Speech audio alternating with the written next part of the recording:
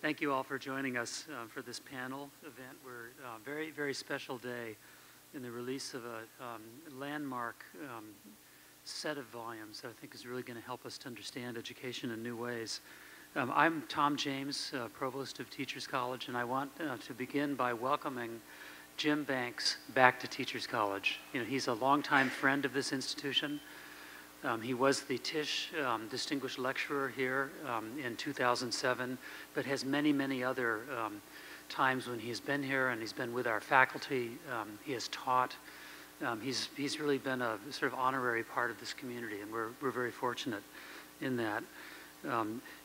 James A. Banks is the Carrie and Linda Killinger Professor of Diversity Studies at the University of Washington. And I have about 8 pages here that I'm not going to read because it would take away time from this wonderful panel. But he has many books. He's won awards and honorary degrees from universities in this country and abroad. He has helped to define the field of multicultural education, central figure in social studies in the United States. I'm not going to say more because the accolades just go on and on. What I would like to do is say just a word about other people who participated from Teachers College as authors in the Encyclopedia on Diversity in Education. We have a panel here that are our faculty who are in the book, and I'm going to read their names along with others. But I'd like you to know all of them because there are 18 students, faculty, and staff who are authors of articles inside the encyclopedia. Lisa Balitzer, Limaris Caraballo, Milagros Castillo, Peter Cookson, Chad D'Entremont, Katie Embry, Celia Ganishi, Lynn Goodwin, Zhao Honghan, Luis Huerta, Rachel Kim, Anand Mari, Gary Natriello, Anna Newman, Thomas Rock, Daryl Wing Sue, Erica Walker, and Ann Winiarski. So, you know, we are represented very well in these volumes that Professor Banks is going to talk about and then our panel. We're delighted that you're here with us, and I'll turn it over now to Jim Banks. I'm very pleased to be back at TC, really my second home next to the University of Washington. I have very fond memories of I still have students here. One of my former students is in the audience that I'm very pleased to see. So I'm very pleased to be back home at Teachers College, Columbia. And I have very fond memories of this place that are really lasting. It's no coincidence that so much of Teachers College is in the Encyclopedia of Diversity in Education, because when you think of leadership in teacher education, in teaching and learning, you of course think of this place not only in current times but historically. Just to be here, the amount of history here is quite daunting. As Cherry Banks learned when she wrote our history of intergroup education, that Teachers College was in the leadership at the turn of the century. So it's been everlasting, a place that's been really at the forefront. I would like to thank Dean James, the Provost and Dean at TC, for making this book launch possible and for supporting my participation in it. I would like to also thank Professor Anand Mari for helping to organize the program this afternoon. He's been my friend in social studies education. I would like to thank each of the professors that participated, who agreed to not only write articles, but to participate on this panel, and we'll be introducing them in turn. Our procedure this afternoon, I will give a brief overview of the encyclopedia. Then each of the participants on our panel will speak for 10 to 12 minutes. And by the way, I'll try to also limit my comments to 10 to 12 minutes. And then we will have a question and answer session. So here's a brief overview of what happened with the development of this publication. In 2009, Sage Publications in Thousand Oaks, California, invited me to develop an encyclopedia on diversity in education that will consist of approximately 700 entries in 4 volumes to be published both electronically and in hardbound edition. I had no idea. It took them about a year to well, actually, they approached me in 2008. It took me about a year to decide to do it because I suspected that it would be difficult, but I didn't suspect how difficult. But they convinced me over a series of months. So I took it on in 2009, and they said I finished it in record time for 4 volumes. It took 3 years, and they said that was quite a record. After I agreed to undertake this project, I did a broad review of the literature in the field and identified 18 broad topical areas. And then I identified 18 section editors that you will see on the overhead. There are so many, there are 2 slides. You'll see their topical editors who worked very hard on this volume, who were national and international experts, including people outside of the United States. I'll talk about that in a moment. We're fortunate to have Cherry McGee-Banks, who was the section editor for racial and ethnic diversity, in the audience. So there were 18 topical areas and 18 section editors. Each section editor was asked to identify about 50 topics and concepts to be included in his or her topical area. And they also recruited authors within their topical areas. And this generated about 900 possible entries. And through a complex editing and review process, the list was narrowed down to 700 entries. And let me show you the other slide that shows the other group of, it didn't move, I'm not sure why. Oh, it moved too far. I'm not sure what's going on. There it is. That's the second slide that shows the second group of 18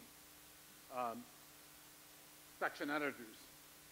The major aim of this encyclopedia is to describe the most important concepts, theories, research policies, case studies, and programs at the preschool through the post-secondary levels and their implication for educational reform. Diversity is defined very broadly in this encyclopedia. It includes, for example, race, ethnicity, social class, gender, and sexual orientation, or LGBT editors, religion, language, and exceptionality, which encompass giftedness and disability. An important assumption that I made as the general editor that helped guide the selection of entries for the encyclopedia is that diversity variables are not discrete, but are interactive, interrelated, dynamic, complex, and contextual. And I try to show this in the next slide. Well, actually, I'm going to skip. That was just another recapitulation of the 18 areas. What I try to show in this slide is that the variables of ethnicity, we cannot understand diversity by looking at one variable, such as race, such as ethnicity, such as language. But you need to look at these variables not only as to how important are they to the individual, but how they intersect and interact. So that was another guiding principle of the encyclopedia. We needed to look at what we call in the encyclopedia intersectionality, how these variables intersect. Intersectionality. If you haven't heard that word, write it down, because it was a very important concept for us to talk about how these variables intersect and interact. The other thing I want to say is that I insisted that the encyclopedia have a global dimension, and that wasn't an easy battle with Sage. I insisted that it be global in perspective because I felt that because of my own work across different nations, I know that these issues are global. So diversity, I won the battle at Sage, by the way. It's been we've gotten very positive reviews, and one of the things people have mentioned is that it does have a global dimension. Diversity is conceptualized as a concept with global dimension in this encyclopedia because the migration within and across nation states is a worldwide phenomenon. And these issues are throughout Europe, Asia, and many other nations are struggling, such as Cherry and I just got back from Norway and England, where we were speaking about these issues. Europe is very much struggling with the Muslim issue. They're not doing very well, by the way, particularly France. I think England is doing better with dealing with religious diversity. So these issues are very international in scope and cut across boundaries in terms of nation states. We have 3 editors that were outside of dealt with regions outside of the United States. I'm going to end, we're going to go in order. I don't know if you have the program that was on the TC website, but we're going to go in that order. We're going to start, I'll just recapitulate, Social Studies and Diversity, Professor Anand Mari. Then we'll go to Early Childhood, Teacher Preparation, Professor Cecilia Ganishi. Then Online Assessment and Diversity Learners, Professor Gary Trio. And Mathematics Teacher Education for Diversity, Professor Eric Walker. And Culturally Anchored Liberal Education, Professor Anna Newman. So thank you very much. We'll start now with Professor Mari. Thank you. My name is Anand Mari, and I'm an associate professor here, and I'm going to be talking to you about social studies, education, and diversity. First of all, I want to thank Jim Banks for the invitation to author an entry and to make remarks, and for Provost James for organizing this with me. So let me start with social studies education. And social studies education, broadly speaking, aims to help students become informed, active, and effective citizens in a democratic society. Social studies as a K-12 school subject varies state to state, and in most secondary schools, social studies classrooms include civics, government, economics, geography, history, psychology, and sociology courses. At the elementary school level, students in social studies classes combines disciplines of humanities, primarily history, and the social sciences. Regardless of the specific focus of the social studies course, most teachers emphasize curricular themes such as culture, people, places, environments, power, authority, governance, and global connections to promote civic competence. Today, I've focused primarily on examining social studies education and diversity from a curriculum and instruction perspective at the K-12 level. And for social studies for all above all, aims to promote civic competence for democratic society. It does so because students must be taught to become thoughtful and active and effective citizens. As John Dewey so clearly articulated, democracy must be learned. It's not something natural. Schools continue to serve as a critical locus for fostering active citizens who understand the essential principles of democratic life and active involvement based on these principles. Social studies education in particular instills students with the skills, knowledge, and dispositions required for effective democratic citizenship in a multicultural society. While social studies education does not mean exclusivity in promoting civic competence, this goal is primary to the mission of social studies. No other school subject makes this objective as its focal point. A focus on diversity is essential to the goal of social studies for several important reasons. First, attention to diversity supports pluralism, which already exists within the United States and across many nations in the world today, as Jim was talking about. Nations across Europe and North America have become more diverse as a result of increased worldwide migration since the end of World War II. According to the US Census Bureau, citizens from previously labeled ethnic minority groups will become the majority within several decades. Given this plurality, social studies incorporates the diversity of citizens in creating a K-12 program that cultivates inclusion while addressing similarity and differences among citizens.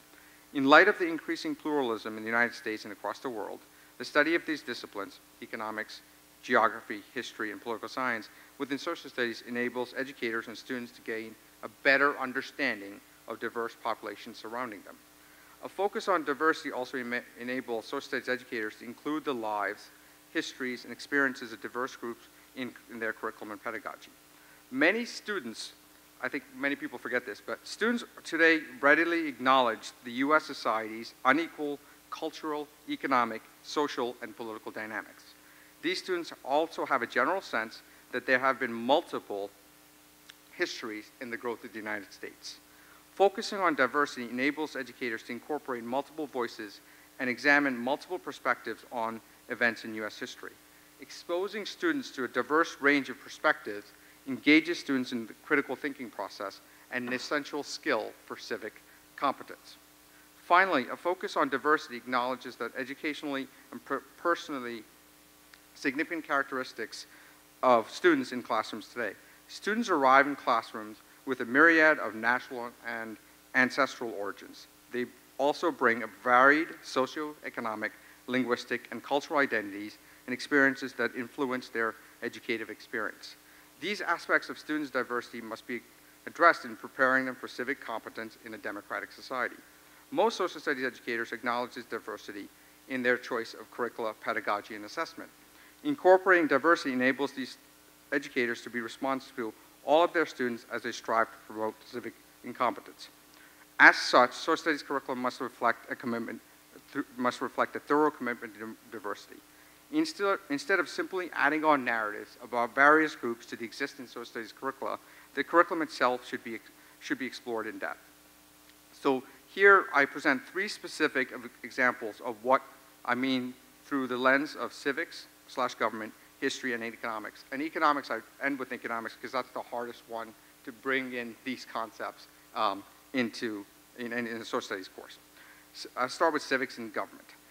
These courses, with the commitment to diversity, help students analyze lasting questions about individual rights, responsibilities, and roles in relation to others and larger groups in a democratic society, especially in this recent war on terror and the growth of terror across the world, quote-unquote terror.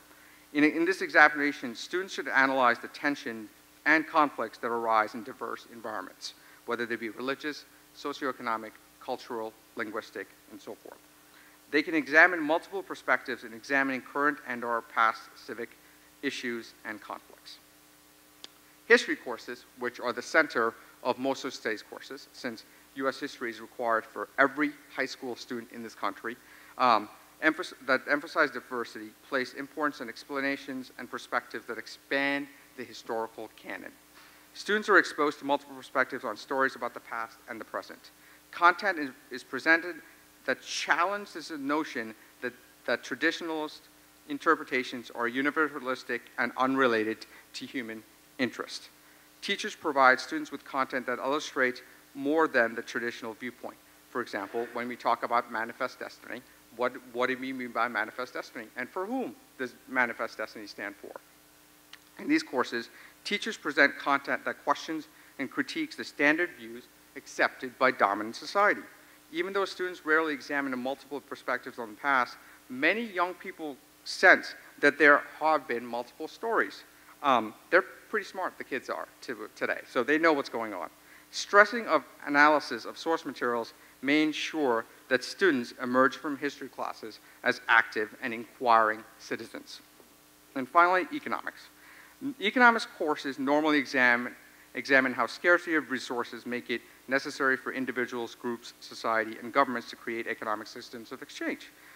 Students examine questions such as what goods and services should be produced, how these goods and services should be produced and distributed, and how a society effectively allocates the four factors of production: land, labor, capital, and entrepreneurship.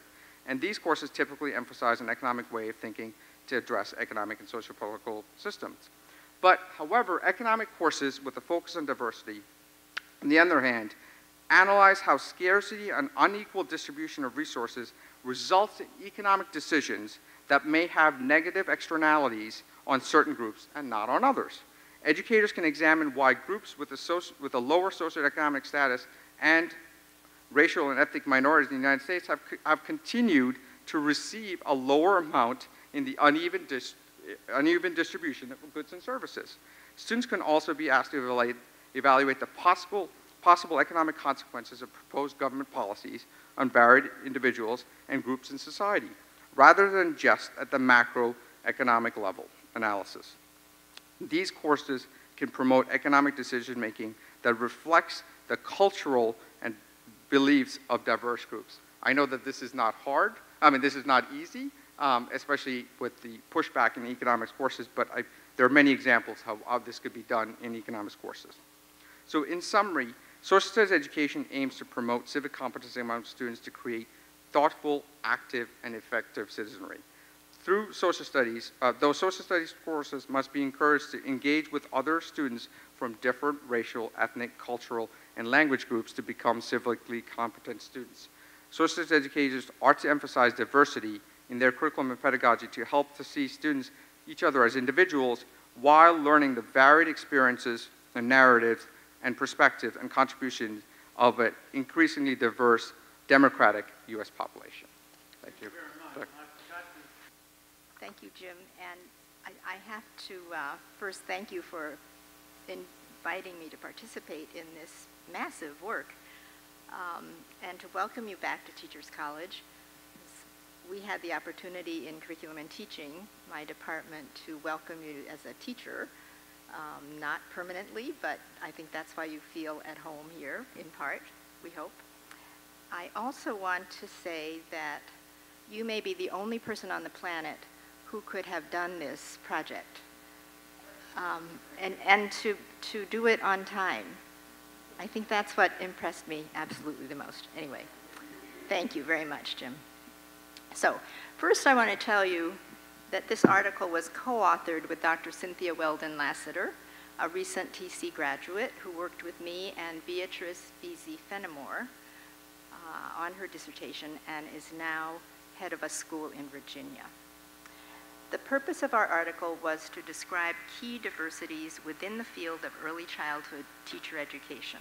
So what I'll present today is highlights of the article and then an update at the end. Early childhood professional organizations define early childhood or young children as those between birth and age 8. So defining early childhood can be straightforward, but then the diversities follow. The first kind of diversity is related to defining an early childhood setting, which can include infants, toddlers, pre-kindergartners, and primary grade children from kindergarten to second grade.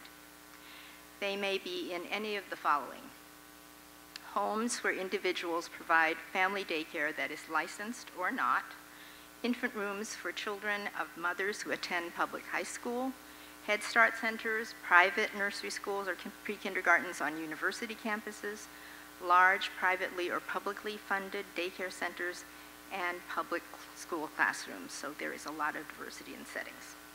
Then, images of teachers represent another kind of diversity.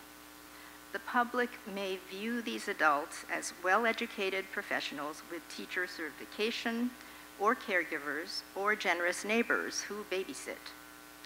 The guidelines and regulations for settings where children encounter their first out-of-family teachers are variable.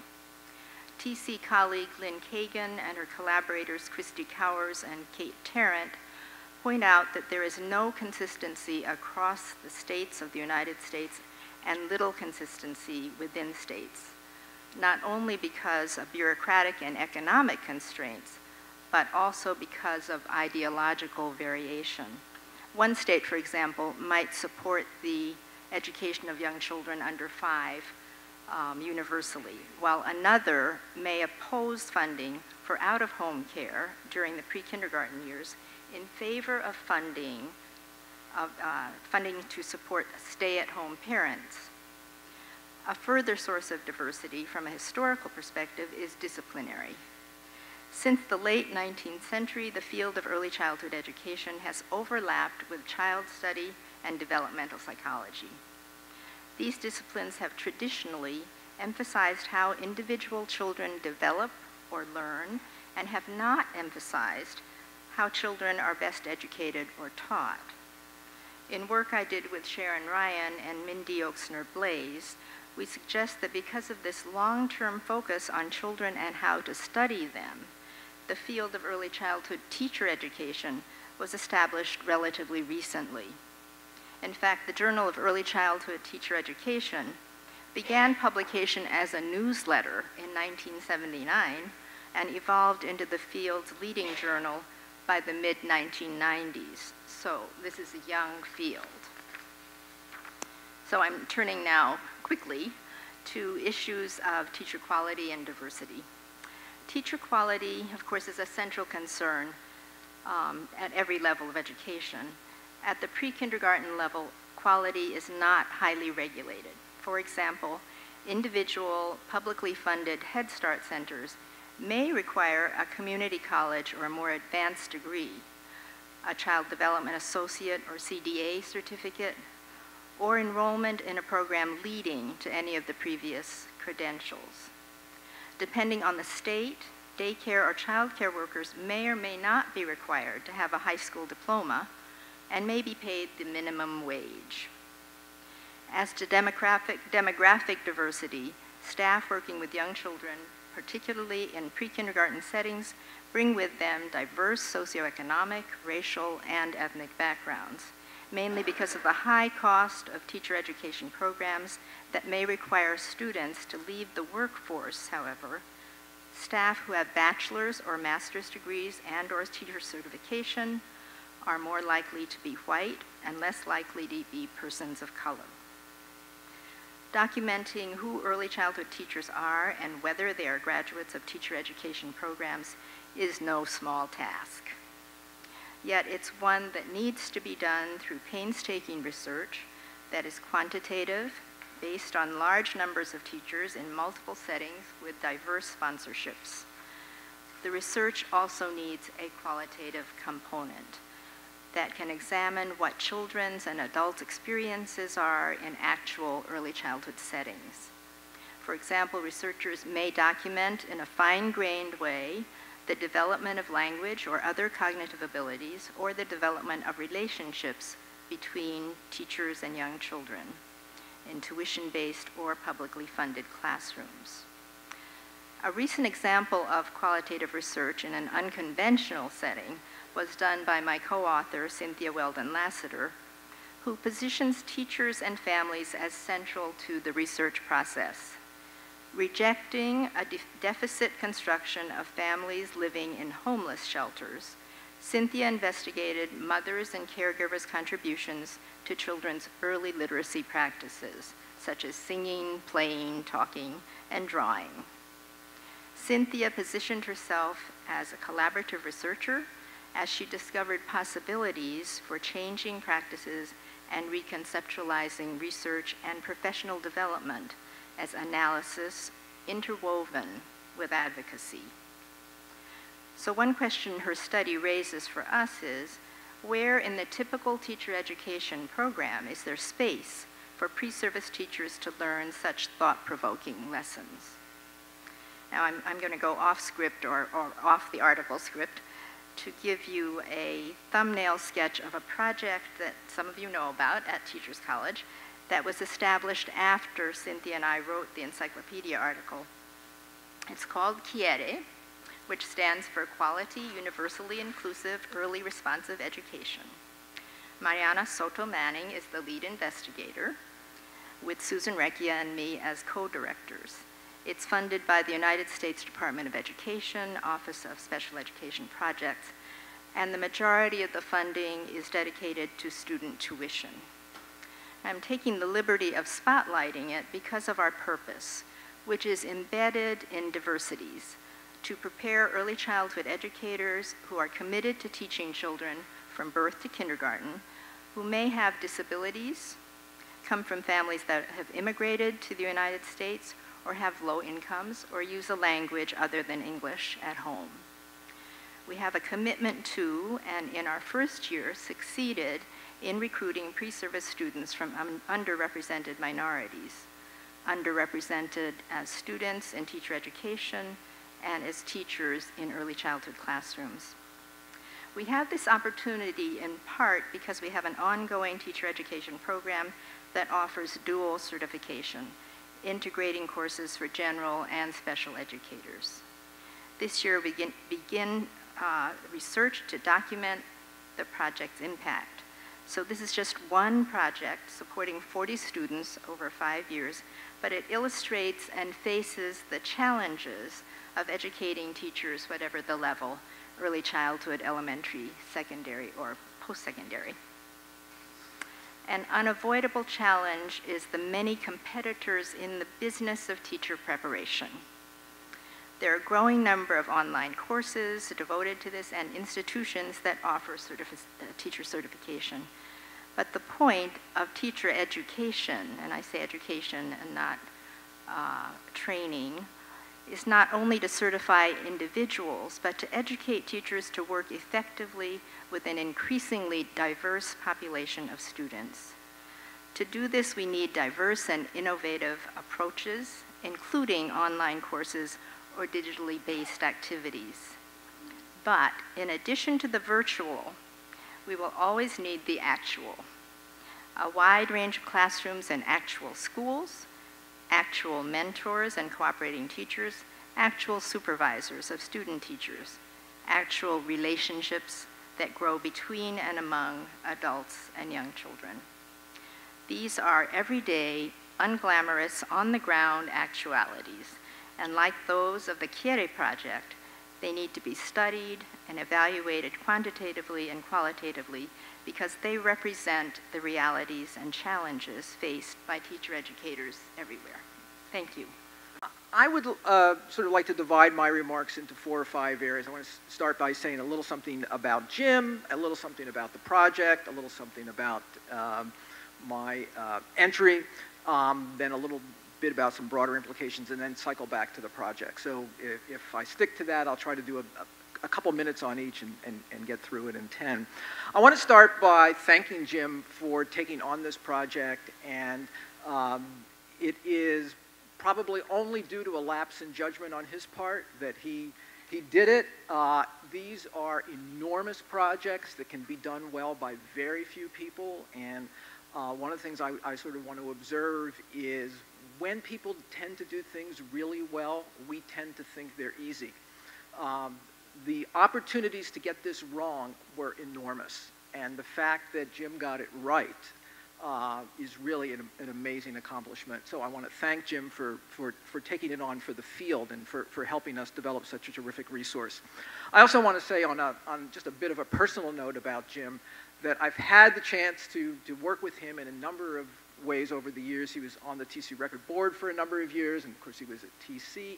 And I could never figure out how someone could deal with such difficult topics and be so incredibly upbeat. So, you know, I've probably known Jim for 20 or 25, maybe even longer than that, years, and he's always upbeat, and I puzzled over this for a number of years, and about 8 years ago, I discovered the answer when I had the opportunity to be on a committee chaired by his wife, Cherry. And it turned out that there was really no big secret. It was his immediate circumstance that produced this kind of upbeat disposition and can-do. And I don't know who infected who first with this happy gene, but it's just amazing. So I want to make sure also welcome Cherry to Teachers College. So let me say a little bit about this project and just sort of remind people in my role as library director that the encyclopedia in digital form is available in the library. So if you haven't had a chance to look at it yet, I encourage you. All you have to do is go in and search on Encyclopedia of Diversity, and it'll come up, and it'll take you to a really tremendous online resource that's really well indexed and really well organized, and you can do it without the danger of dropping the 4 volumes on your foot, and you can dip into and out of them. And I think it's going to be just an enormous resource, a kind of go-to, first place to go to for a whole set of people who are working in this really important area. Terrific project, and I had a really tiny part in the project to the privilege to do a small entry on online assessment and diversity, and part of why it's small is that it just hasn't been very much work really done in this area, and I just want to say a little bit about that and how I sort of approached it in the entry. I tried to follow Jim's model and be both upbeat as well as probing in thinking about this. And in the entry, I talk a little bit about what I think are some really wonderful opportunities when we move assessment online or when we move education online for really thinking about diversity in a much more substantial and profound way, and having it pervade our thinking about assessment. And there, there are a couple of examples that come to mind when you think about this. First of all, as you move assessment online, you have the capacity to involve different kinds of media in the way you present material to the people that are engaged in the assessment, and you have the ability to sort of make the assessment potentially as diverse as the styles and approaches and dispositions and cultures of the students who you're assessing. And this media, when coupled with personalization, really allows you to do potentially things that we really haven't done before and haven't taken advantage of before. And as the online world develops, there will be more and more opportunities for the assessment, in a sense, to know the student who's being assessed. That is, there will be knowledge in the assessment that's contained about the person who you're trying to assess, and you really can personalize that assessment experience in a really interesting way. Another thing that the online world offers as a really interesting potential is the capacity to embed assessments in other activities. So offline, we've done just a lot of assessment as a standalone, set-aside experience, and there are all kinds of complaints and limitations about that. But the capacity to embed assessment in a more seamless way into the learning process gives us lots of capacity that we haven't had before, including the ability to make assessments less artificial and more natural. And we know from other research that the degree to which assessments become formal and off-putting and a really profoundly different experience differs a lot. That is, there are groups in society that assessment comes naturally to. They've experienced that a great deal. This is not the first time they've taken an assessment when they all find themselves in a high-stakes assessment. But there are lots of other people for whom just experiencing the assessment phenomena is a real barrier and a real change. So I think there's some real potential there. I think there's also enormous potential in terms of how we think about the timing of assessments. A lot of the assessments that we do offline are pretty extensive and pretty long, and we know people differ pretty dramatically in their capacity to manage time, to deal with time, to think about time and plan time in the same way. So again, giving us the capacity to do that in more differentiated ways, I think is particularly important, and avoiding overly long assessments, I think, gets us a better sense of people's capacities. So that's the Jim Banks part of my entry, which is the kind of upbeat, optimistic, let's go for it. But of course the world is not all that way, and the other thing I sort of highlight in the piece is, you know what, despite all this potential, we're taking advantage of very little of it. That in fact, a lot of online assessment looks a lot like the assessment that preceded it in the offline world, and it's really incumbent upon us to sensitize ourselves to the issues that are involved and to participate in a deeper way in the construction of online assessments. And so one of the examples that comes to mind as I think about this online world is this will betray how I spend my deep study hours. So I've only got examples from Star Trek, so I'll share those with you. So the example that comes to mind is you go online and you move assessment online. It's very much like going on the great 5-year voyage, right, into exploration, and you think you're going to find new worlds, and you think you're not going to find the problems that you left behind on your home world. You think, wow, this is great new uncharted territory. The sky's the limit. We can do super wonderful things. And you get into about the second or third episode of your voyage, and you find out, you know what? We found a lot of problems just like the ones we left behind, that these alien groups that are working in this online world, in fact, have a lot of the same problems of our home world. But even more important than that, we're all bringing those expectations and problems with us into this new online world, and we're replicating all of the problems that we've had before.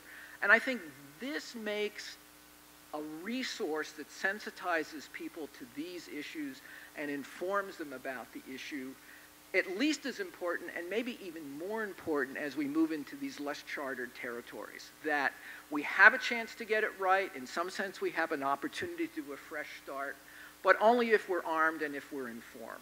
And I want to close with one concrete example of a recent experience that I had as a part of a team building an assessment for the online world. And I was on the group that was called in to sort of comment on it. And as a tip of my hat to Professor Mari and his thoughts on social studies, I have to tell you that my most important background for this task really came from my 12th grade social studies teacher, who was well ahead of all of us in getting us to think deeply about these issues, which always leads me to think, boy, you know, it's been more than a couple years since I was in 12th grade, and it feels like we should have made more progress. So the encyclopedia is going to help us do that kind of thing. But the story I wanted to share with you of taking an assessment, putting it online, and kind of just replicating all the issues. And this is secret, by the way, so don't share this with anyone. I'm probably violating something that I signed in the construction of this. But imagine that you're working for a testing company that won't be named, and you know there are very many of them, so that we don't really know what it is. But you're developing the New York State assessment for 4th grade social studies, and you're trying to develop this forward-looking assessment, and it's going to be cool, and it's going to be online, and it's going to be performance-based, and it's going to be interactive. And so, you know, you're on this team, and you're looking at the assessment, you start looking at it, and you say, well, there's a whole bunch of questions, and you know, I didn't grow up in New York, so of course I had no knowledge that could help me even answer the question. So I didn't know the 5 rivers in New York State, and I didn't know where minerals were in New York State. You know, they're in the mountains apparently. I thought they might be at the beaches as well, but apparently they're in the mountains. So, but in the middle of it, there's this one little part of the performance assessment, and if there's ever a need for this encyclopedia to get out there, and here's a good example of it. We tell a little story about the development of New York, and the question is like, well, where did the original inhabitants, the Native Americans in New York, where did they live? Let's find out on the map. So we show where they live on the map. And sure enough, they're living in all the areas where major modern cities are. So the question that we pose on the assessment is, well, why do you think the Native Americans were living in these areas, and why do you think the cities were developed in these areas? And you know, there's all this kind of geography stuff and cues and things like that. So, well, you know, there's water, you're on the heights, so you have visibility, so it's defensible. So we go on and on and on. So an hour into this gigantic assessment, I sort of sheepishly, you know, kind of raise my hand, however you do this on a conference call, and say, well, you know, something's really troubling to me about this assessment. I said, you know, you've asked a whole set of what to me are really trivial questions because, you know, quite frankly, I don't need to know the names of the rivers in New York. I got a cell phone. I can figure that out in about 20 seconds if I even wanted to know, right? And usually my experience is, Jim's looking at his watch, I'm going to speed this up. My experience is that most times when you're crossing a river, there's a sign that actually has the name of the river. It's like, this is pretty helpful, you know. So apparently, though, this is really important to get 4th graders to know all the names of the rivers. But apparently, it's not important to get 4th graders to try to imagine how the Native Americans got displaced from all the prime living locations in New York that were succeeded by current-day cities. And I raised this question, and I said, well, you know, there's really only one interesting question in your whole assessment, which is how do you get kids to think about this, and how do you want them to come out on the other side? I know you're going to put this online. I know it's going to be slick and fast and cool, but, you know, other than helping them know the names of the rivers, I think you should help them know who got displaced, how they got displaced, what was the process by which that happened. And the response was, well, you know, in these assessments, we try to avoid topics that would be controversial or that might upset people. And I said, well, you know, keep in mind that some of the kids who are going to be taking this assessment are in dedicated areas of New York State that are not any of these areas where they and their communities have been pushed to live. So I have the feeling these kids might notice this, and this might be an issue. So long story short, there is an enormous amount of work to do on all of these issues regarding assessment. Putting them online is not going to necessarily make them better. It provides a whole new generation of opportunities to get it wrong. And this kind of resource is sorely needed in a whole variety of ways. So I want to close on that note, and in particular recognize one other thing that Jim does incredibly well, and that is he is enormously effective at not just writing stuff and editing stuff, which many of us do, but he's got the interest and the capacity and the dedication to get out there and get the word out after the project is done. And the fact that he took the time to visit with us here at the college, to arrange this, to fly to New York and do it is really extra testimony to Jim's dedication to this. I know this is going to be a super terrific, not just academic document, but a document that's really going to, a project that's really going to make a difference. And I want to thank Jim once again for putting the project together. Thank you so much, Jim, for inviting me to participate in working on this article for the Encyclopedia and for inviting me to participate today. So I'm going to be talking briefly about mathematics teacher preparation for diversity. And just, I'm going to give you a few highlights and a little bit of extra things, because as a math teacher, I always like to leave you thinking about some mathematics. Why should teachers of mathematics be prepared to teach for diversity? After all, math is colorblind, culture-free, neutral, objective. So I'm going to discuss this issue from several different perspectives relating to students and how they are diverse in multiple ways, as Jim and others have said, through their racial, ethnic background, through gender, language, social class, etc. From the perspective of looking at content and curriculum, very important in mathematics, and also looking at instruction and assessment.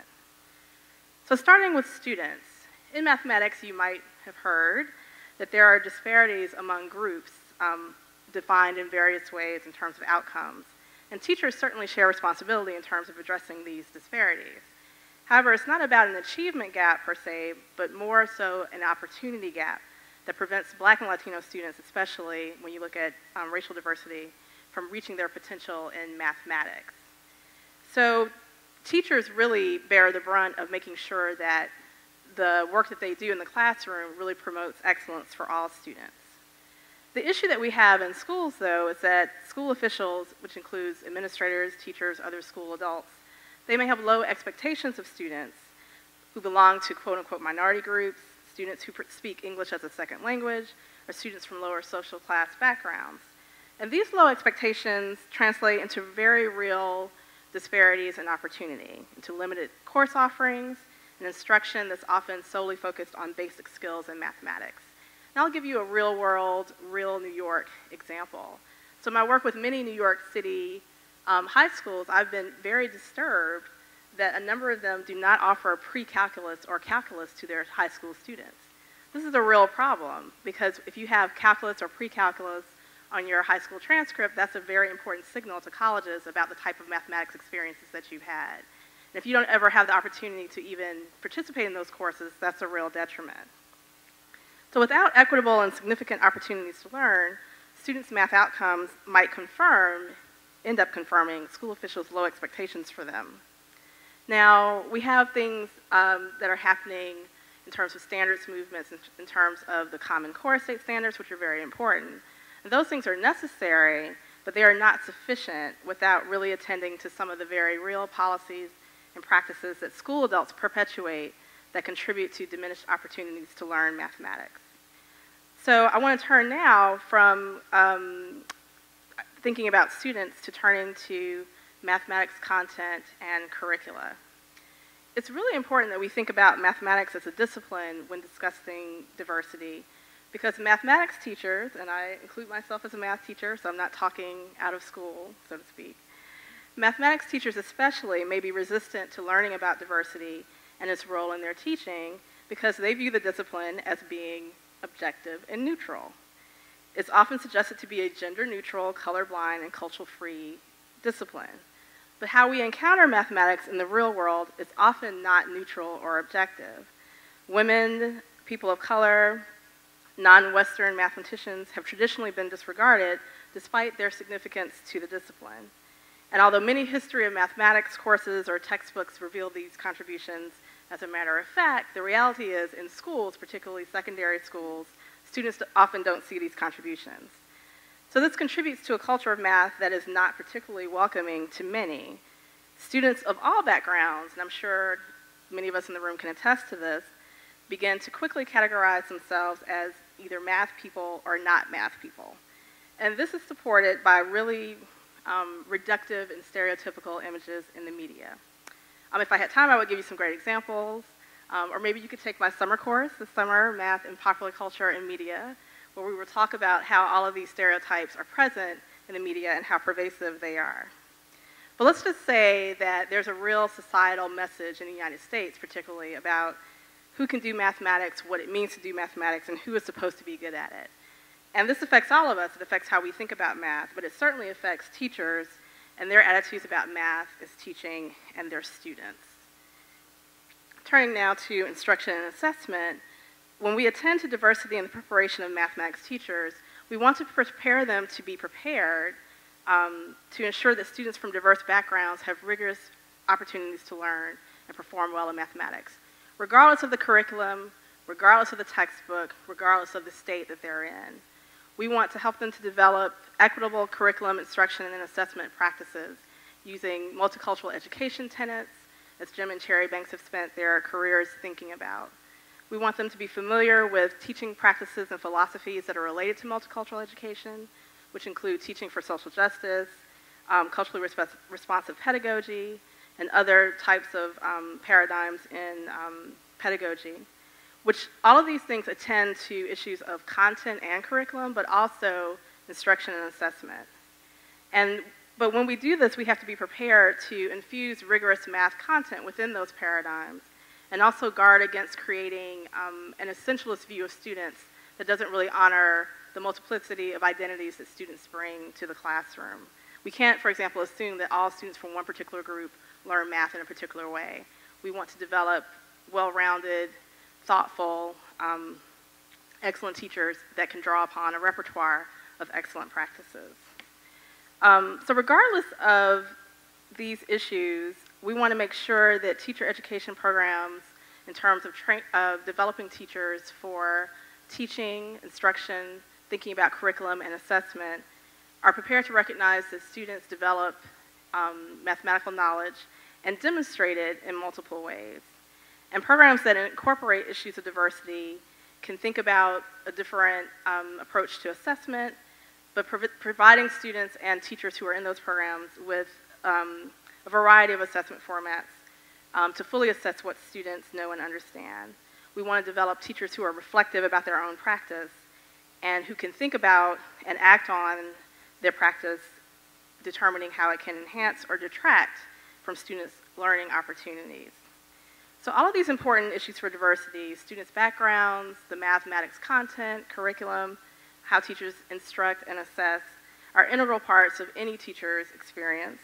And we should ensure that teacher education programs attend to these in multiple ways, and that we further develop teachers after they leave our programs and are teaching in the field to continue to enhance their teaching to promote learning for all students. Thank you. Montoya, graduating TC doctoral student who is about to become Professor Castillo-Montoya at the University of Connecticut, and Liza Bolitzer, doctoral candidate in higher education, also here at TC. Milagros, Liza, and I want to thank Professor Banks for inviting us to share our work through the encyclopedia. I'll be talking today about a construct that Liza, Milagros, and I refer to as culturally anchored liberal education. Let me start with the liberal education part of that phrase. So to situate you, Let's start by focusing only on American higher education. Then let's think about undergraduate education in four-year colleges and the transfer curriculum of community colleges. Then let's focus only on academic credit-bearing coursework that culminates in a bachelor's degree. The American undergraduate curriculum usually is structured in three big parts. There's general education, the major, and electives. So for today's conversation, I'm asking you to focus only on general education. College students, faculty, and administrators typically talk about general education as a set of requirements and electives encompassing study in the arts and humanities, social sciences, and sciences. Usually students go through the general education sequence over their first 2 years before moving on to coursework in the major. So what is this general education curriculum? Though varying across institutions, a general education curriculum usually offers students the foundational knowledge and ways of knowing that a particular faculty hopes to instill in all its graduates. So how much space and time does the general education take up in undergraduate study? Typically, general education takes up 1/3 or more of an undergraduate degree program. So out of 120 credits, allocate 40 to 60 credits to general ed. Sometimes it's more. Now, let's reflect on how I've been talking so far. Except when I referred to official college statements, I used words like courses, degrees, credits, course requirements, electives. Thus, I was emphasizing the mechanisms or the organizing tools that create the organizational spaces in which liberal education does or does not come to life today. When I talk in that way, through those mechanisms, I'm relying heavily on prevailing dialects of general education. But let me be clear, that dialect is not unimportant. That said, there is a whole lot more to say. So let me now switch gears. What's the learning and the educating that can come to life inside the organizing spaces of a general education curriculum in higher education organizations? What is it that we hope will go on within the organizing spaces that general education creates? What is the thinking, learning, growing that a college faculty positions itself to inspire among students that in the curricular space of general education, but in the name of liberal education? Now, with questions like that, I'm moving from a discourse of general education to one of liberal education. Let's turn now from talk of the organizationally anchored liberal education or general education to talk about culturally anchored liberal education. What would we have to add to general education to make it lean more strongly into liberal education? Here are a few responses. First, while we can't realistically discuss liberal education without attention to general education mechanisms, it's critical that we develop alongside that talk a different discourse that positions faculty to speak about the big subject matter ideas that they hope undergraduates will gain through deep study in literature, philosophy, art, music, sociology, mathematics, and so on, alone or in interdisciplinary ways. All of these comprise liberal education as the lifeblood of general education. Again, going after the core substantive ideas in these fields and disciplines, but there is more. Even as we attend to what students learn deeply in and across disciplines, we also must attend to what students experience personally, what they sense and feel about themselves as they begin to see the world through big subject matter ideas that may recast what they believe about their lives.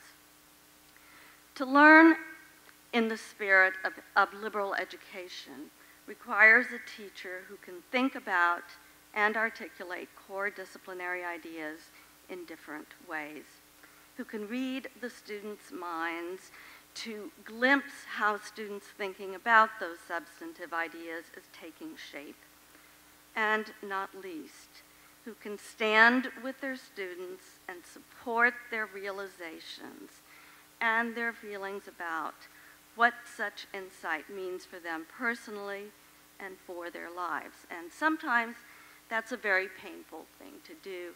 At times it's very joyous, but it's the emotional side of the cognitive features of learning in higher education. It's as real, emotional learning is as real as cognitive.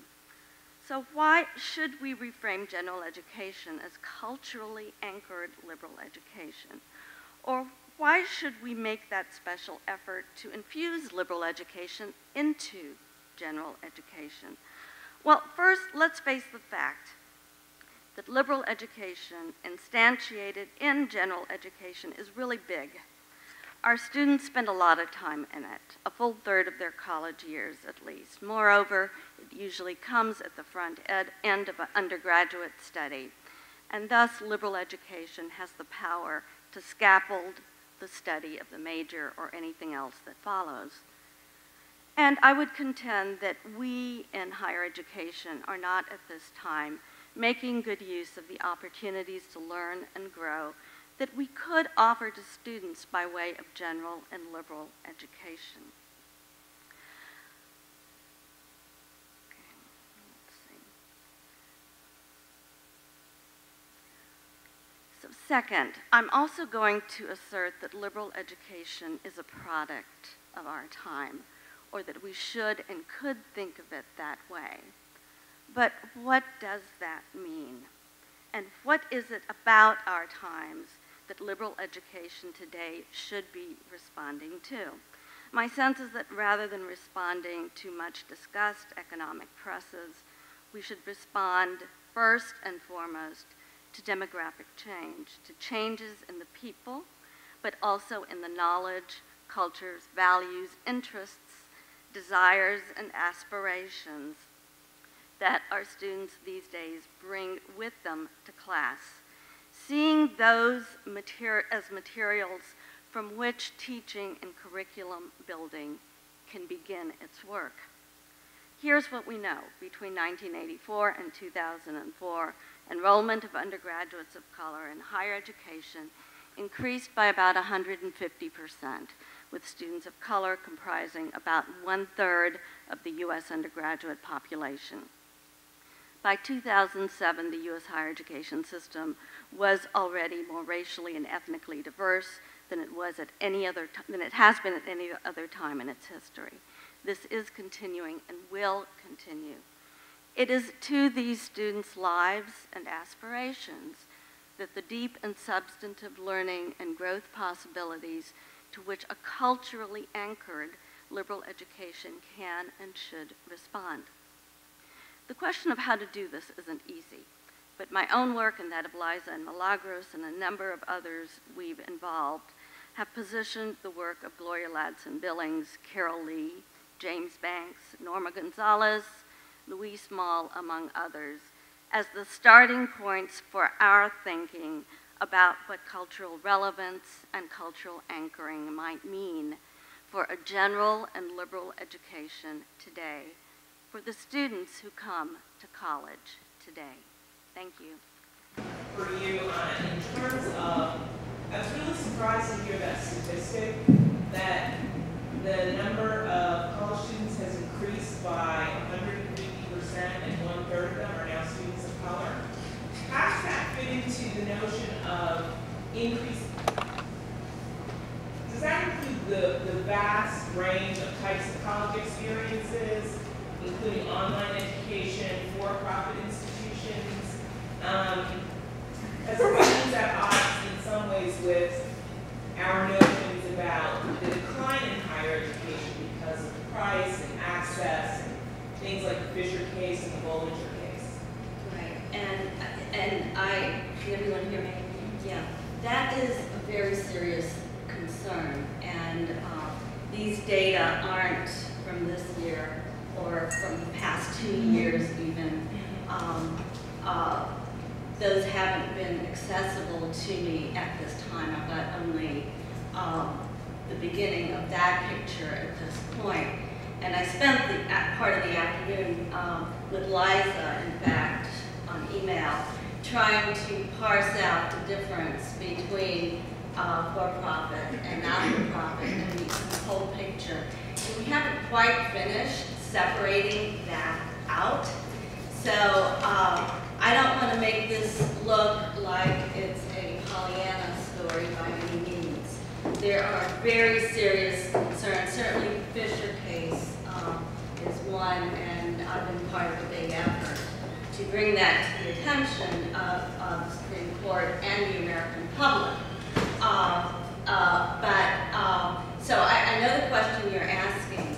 I just don't have an answer to this, but I appreciate it. Thank you. Well, and what is your sense? That's your question. Well, it seems to me, and it might be the information that we get publicly, because we're not really doing research, it seems to me that the population of college students, and especially college students of color for the past 10 years, has declined. I'm happy to hear that statistically, from your data, that may not necessarily be the case. And that's what I was... Right. I think it depends on how you cut the data. If you're looking at it over, say, a decade or so, or if you're looking at it in light of some of the changes we've seen just over the past few years. And that I don't have just yet. And we don't know if it's a brief dip or a longer term. Thanks for the question. Next question? Over here. Yes. Yeah, hi, my name's Ari Sheris. I'm in the TESOL Applied Linguistics Department. And my question's for Hannah too. I'm not going to the others, but... Well, when you're last, you get more questions. I do a lot of work internationally, and I work in these hybrid spaces. I know you situated yours in the U.S., but I work in a hybrid space with a bunch of academics from around the world, many from Columbia and Harvard and Cambridge, who created a new university with a great vision in Saudi Arabia for scientists. And I was there for a couple of years, and I had 6 Saudi women, graduate students, who the associate provost said, Ari, they've had it. They're on Saudi soil, but they feel like they're in a foreign country. What can we do to help them adjust to the curriculum of science? One was in biology doing graduate work. Another was in mathematics. A third was in marine biology. A fourth was in biology too. And the fifth was in applied engineering, mechanical engineering. And their main question was, they felt an enormous amount of pressure from the Western positioning that their education had taken on Saudi soil at this new university, an enormous amount of pressure to raise questions and to be critical thinkers when their education in Saudi Arabia up until then had not prepared them. What would you suggest could be a starting point in these hybrid spaces? This is not a unique hybrid space. There are these little places all over the world now that are popping up, for better or for worse. They're part of the reality. I can tell you what I did. I think we should give her a chance. I want to know what you would do. Well, I would just say that you raised a cutting-edge question. It's one that I've worried a lot about as I've heard and studied and talked to people who have gone to Saudi Arabia and other countries to establish institutions there, much less create online learning possibilities. And while I have found no clear solution, I'm aware of people trying to figure what that is, exactly what that is. And I also will say that just about, I was talking to my colleague Corbin Campbell about this the other day. We've both been working on teaching and learning in higher education, and she commented that after virtually every presentation that she makes, that someone has to ask the online question that she's not ready to answer. And it's not that we don't care, it's that those studies haven't been framed. And so I think you're asking a great question. I wish I could respond. Other questions?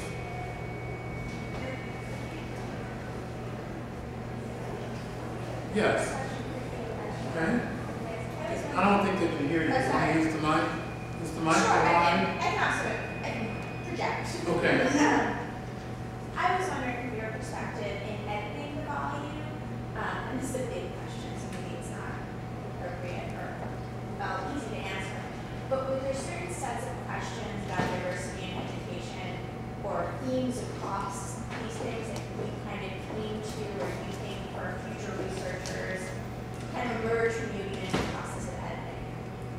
Well, I think that my biggest learning experience was trying to sort out how the diversity, let's say in China, we have many entries on diversity in China and in Hong Kong, is what would be the central questions that we should ask about how does the contextual frame shape questions about diversity. For example, in China, we have articles on citizenship, education, and diversity that clearly in Beijing, social studies educators are trying to develop citizens and trying to socialize them into the ideology. How does that relate to what we're trying to do in the US? How does that relate to what's going on in the UK? And what we see, one of the things I came to, as staying with the citizenship education example, that all of these nation states, in China, the United States, China, of course, is trying to teach an ideology called socialists, Marxists. We're trying to teach, we claim at least, democracy. And so that each of these nation states is trying to teach an ideology. But what I found, for example, in Beijing, there are millions of billionaires. One of my translators said Beijing has the highest number of billionaires of any place in the world, which would make, of course, Mao Zedong turn over in his grave. What I concluded looking at that was a great, what I call the citizenship education dilemma. There was a great gap between the ideologies in all of these nations and what happened on the ground, the practice. The gap between what the Chinese educators were saying they were teaching in social studies was as wide as the gap between democracy and kids going to segregated schools and kids who are poor. So I found I was trying to figure out, and I'm still trying to figure out, what are these overarching issues across these different nation states. So that was one of the things that I was very cognizant of, because I concluded that Beijing was very serious about teaching their ideology, just as serious as we are about teaching our ideology. But the gap is just as wide. Other questions? Yes, Tamara. One of my former students, and I saw another one. Vaughn, I saw you walk in. Good to see you. Two students who were in my seminar, but I still consider my students. Yes, Tamara.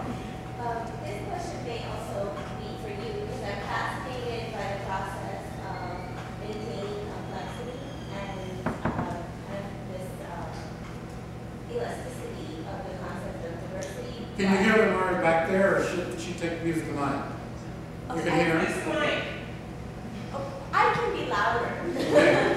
So I was fascinated by the process of maintaining the complexity and reflecting it of the concept of diversity in so many different manifestations throughout the volume, but at the same time having to edit. And so I had two questions. One is, can you say a little bit more about the process of the section editors engaged in order to figure out which entries to have within their section? That's a good question, and I didn't say a lot about that because I wasn't sure how much the audience was interested in the nitty-gritty of editing a 700 entry work. It was a complex process. Each section editor was asked to list 50 possible entries. Each of the 18, did I say? I think there were 18. We're asked to come up with a list of 50, because our goal was 700. And this was a complicated shifting and winnowing process, because after they all submitted their entries, they were then reviewed by our whole board and by our editor at Sage. And so it was a very complicated process of getting rid of entries, new ones emerging. And so it was a very complex process that really continued for the 3 years. We would dump out entries and bring in new ones as times changed and our understanding increased and so forth. So it was a very complicated process. But we can talk about it in coffee. The details of it. The list looked very different from where it started from where it ended. It was very different. And we had a brilliant editor in-house at Sage who has a PhD in philosophy, Diane Alexson. And we were very fortunate to have her. How many authors are fortunate enough to have a PhD editor in philosophy, of all things, who really forced us to be very precise about language. We have time for at least one or two more questions, depending on how long I answer we want to the question. Well, if not, let's just thank our wonderful panel.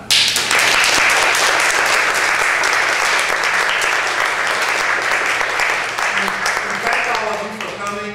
Professor James has the hard copy of the encyclopedia in his office, and I guess you have the electronic online. So thank you so much. Thank you.